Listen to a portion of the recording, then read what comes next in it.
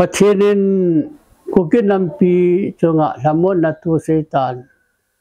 atia lamon natu epi ta yewahi kake pabesen yahi athun de seitholwin alajo an ngai hote tia chu la kan chu to la yo an ngai hote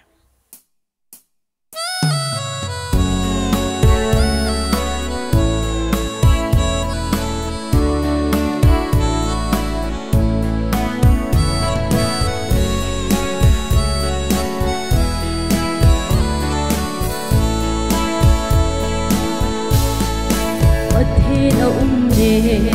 kuki ganambi pathin nei te hiuve Israel pathin hi ai ho pathin a hi bove ton sol pathin nin ibul nau bang ko ai pi so a hi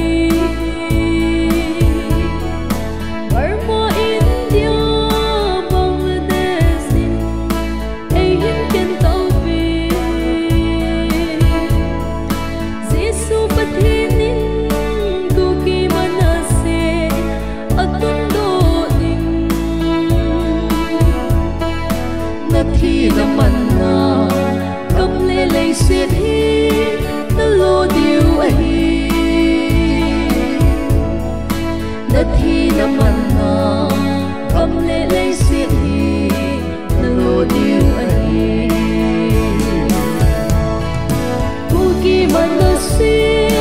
kalantum katsana hi kay mana panti ingdin.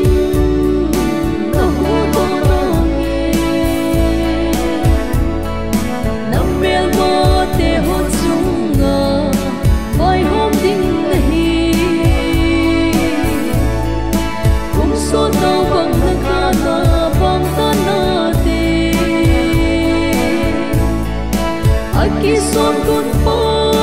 kuki manase githang do ta kacha manase tun so tum ko in maung pitangi kacha manase tun so tum ko in maung pitangi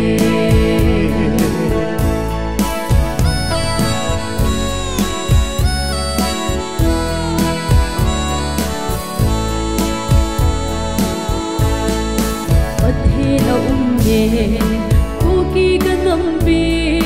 pathin nei te hiuve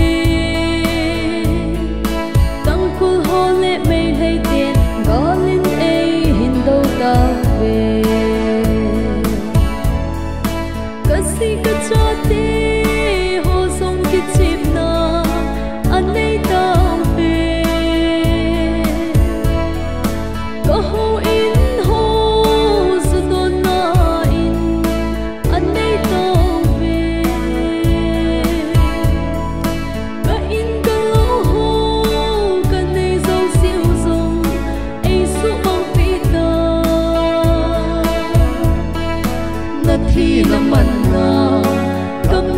sit here, the Lord you are here.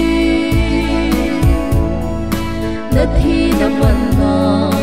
come lay sit here, the Lord you are here. Kuki manna se kalantum katsana hi kay mana panti ingdin kahutong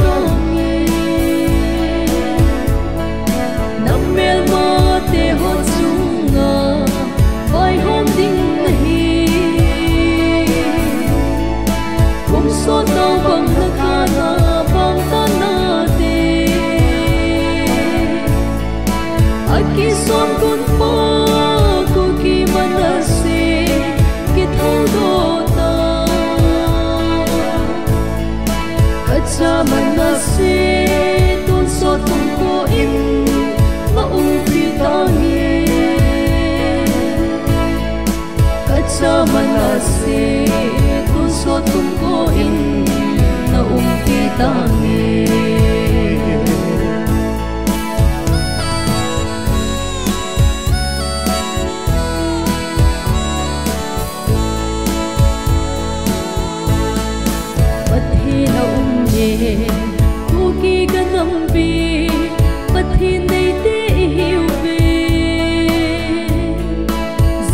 pathenin tun thul hun vas a hin toluta